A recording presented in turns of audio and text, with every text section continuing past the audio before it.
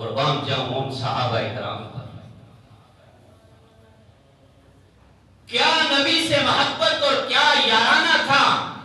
حضرت بلال حبشی رضی اللہ عنہ کی تاریخ تو ہم صبح شام پڑھتے ہیں, اپنے بچوں کو پڑھاتے ہیں کہ میرے بلال کو امیہ بن خلف جو یہودی تھا, مشرک تھا, اور حضرت بلال حبشی غلام تھے. حضرت بلال حبشی رضی اللہ عنہ کو صحیح دوپہر کے وقت کڑکتی دھوپ میں اس کو اس تپتی ہوئی ریت کے اوپر لٹا دیتا, ان گرم گرم سنگریزوں کے اوپر لٹا دیتا اور ان کے سینے پر بھاری پتھر رکھ دیتا تھا کہ یہ ہل نہ سکے, یہ جنبش نہ کر سکے, حرکت نہ کر سکے. اس تپتی ہوئی ریت پر اور ابلتے ہوئے ان سنگریزوں پر بلال حبشی لیٹا ہوتا. اور کبھی ان کا آقا امیہ بن خلف حضرت بلال حبشی کو گائے کی کھال میں بند کر کے اس تپتی ہوئی ریت پہ لٹا دیتا تھا. اور کبھی کبھی جب تنگ آ جاتا کہ یہ بلال تو وہ ہے, یہ ہوش میں آتا تھا تو صرف اس کی زبان سے نکلتا احد احد احد کہتا تھا کہ اللہ ایک ہے, حاجت روا ایک ہے, مشکل کشا ایک ہے, بگڑی بنانے والا وہ احد ہے, احد ہے. توحید کا نعرہ بلند کرتا بلال. تو وہ کہتا ہے یہ بات نہیں آتا, یہ کلمہ پڑھنے سے بات نہیں آتا, یہ توحید و رسالت کا نعرہ لگانے سے بات نہیں آتا. تو پھر ان نوجوانوں کو اس کے گلے میں رسی ڈال کر کے ان نوجوانوں کے ہاتھ میں دیتا جاؤ, اسے گھسیٹو.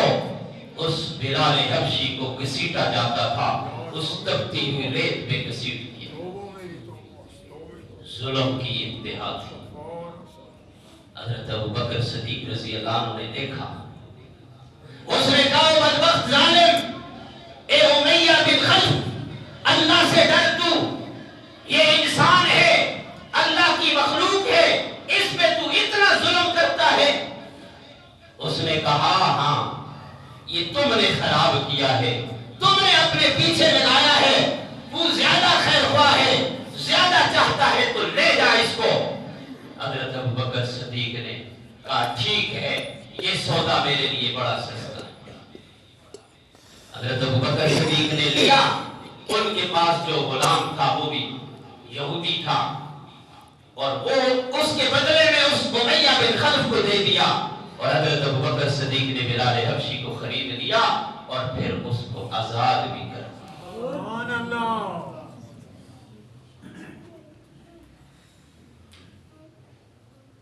حضرت عمر رضی اللہ عنہ کے سامنے جب تذکرہ ہوا, حضرت خبیب اور خباب کا, تو حضرت عمر نے بلال کی مثال دی تھی. فرمایا کہ بلال کی طرح تمہیں نہیں کر پایا گیا, بلال کو تو گھسیٹا گیا, آپ کی تو پٹائی اور آپ کو سخت سے سخت سزائیں دی گئی, اور کبھی لوہے کی زرہ پہنا کر کے اس تپتی ہوئی ابلتی ہوئی اس دھوپ کے اندر رکھ دیا جاتا تھا. لیکن قربان جاؤں بلال حبشی پھر بھی وہی صدا لگاتا, وہی احد احد کا نعرہ لگاتا.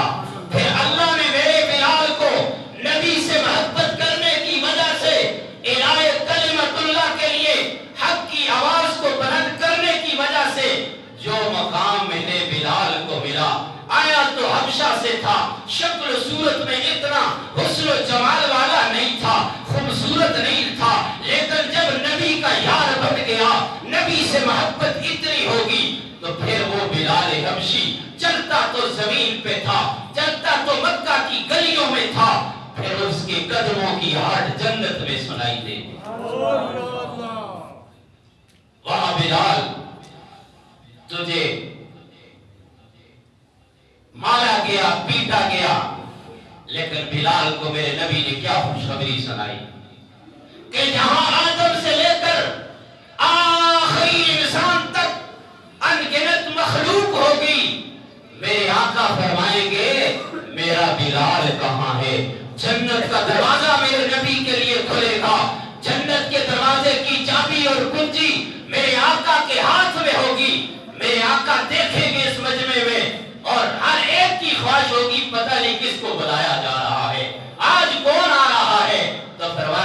بلال کو آگے آنے. حضرت بلال حبشی اس جنت میں میرے آقا کی اونٹنی کے آگے آگے مہار پکڑ کے غلام پکڑ کر کے چل رہے ہوں گے اس جنت میں. پیچھے وہ اونٹنی اور اس کے اوپر میرے آقا بدری کریم سوار ہوں.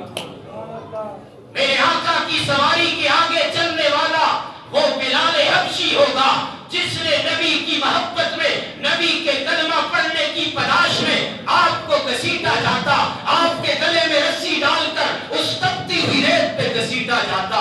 آج دنیا کو میرا رب بتا رہا ہے یہ میرے بلال یہ مقام اور مرتبہ. نبی علیہ السلام کے مثال کے بعد مورخین نے لکھا کہ غم فراق میں جس نبی کو ہر وقت سامنے بیٹھ کر کے دیکھتا تھا اذان دیتا تھا دمشق چلیں گے.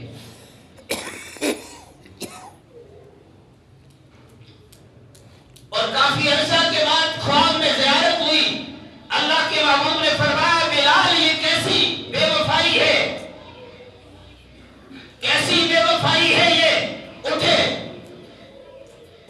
نکل پڑے. جب مدینہ میں پہنچتے ہیں تو احرام مچ جاتا ہے.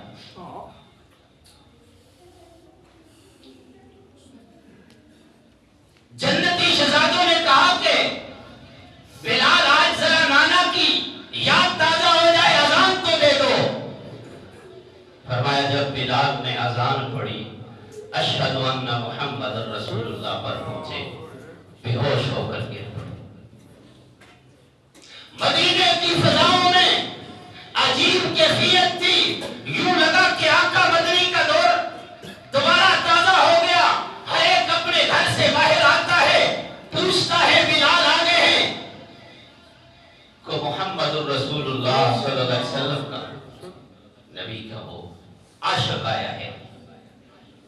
تو بلال حبشی رضی اللہ عنہ کی یہ محبت تھی, یہ عشق تھا, یہ پیار تھا. میرے بھائیو دوستو نوجوان ساتھیوں حضرات صحابہ اکرام تو ایسے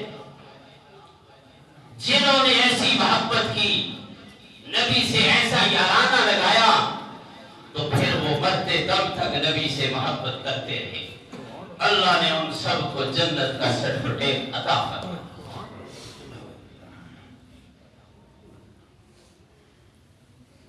نبی کی ناموس پر پہرا دینے والے ہمارے اسلاف میں, ہمارے بزرگوں میں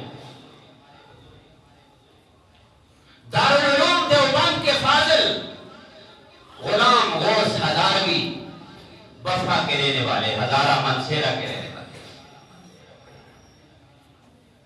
جب تاریخ چلی ختم نبوت کی تاریخ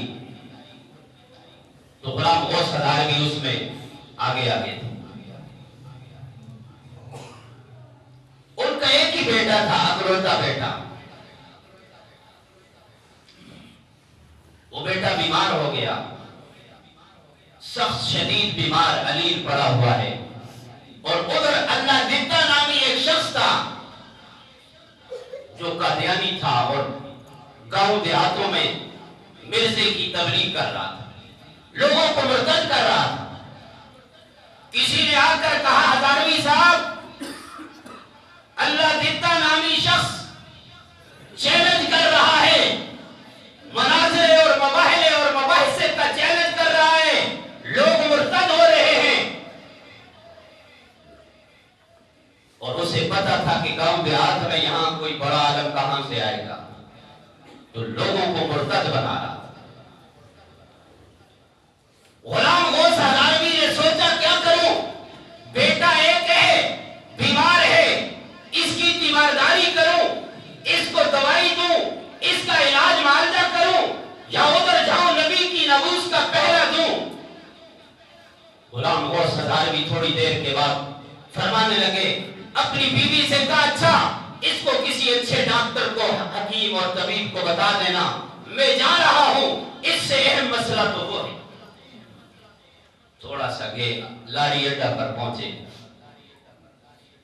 پیچھے بندہ آیا, چونکہ گاڑیوں پر جاتے تھے اس وقت کوئی ایسا انتظام تھا نہیں, تو کہتے ہیں کہ لاری اڈا پر ابھی تھے تو کسی نے آ کر بتایا کہ حضرت آپ صاحب کا بیٹے کا انتقال ہو گیا۔ سوچنے لگے کیا کروں، بیٹے کو کفناؤں دفناؤں اپنے ہاتھوں سے قبر میں رکھوں، لیکن ادھر معاملہ بڑا نازک ہے اور گستاخ رسول نے ادھر مرزے نے لوگوں کو گمراہ اور مرتد کرنا شروع کیا ہے۔ خیال آیا، تخیلات کی دنیا میں مختلف خیالات آ رہے تھے، کہنے لگے کوئی بات نہیں ہے، میرے بیٹے کا جنازہ تو کوئی اور بھی پڑھا لے گا، اگر میں نے نہ پڑھایا تو کوئی پرواہ نہیں ہے، اس کا جنازہ پڑھنا تو فرض کفایہ ہے، لیکن اس نبی کی ناموس کا پہرا دینا فرض عین ہے۔ صدقے غلام غوث ہزاروی کیا فرماتے ہیں اکلوتے ایک بیٹے پر کہ نبی کی ناموس کا پہرا دینا اور جو لوگوں کو گمراہ کر رہا ہے وہاں جانا تو فرض عین ہے۔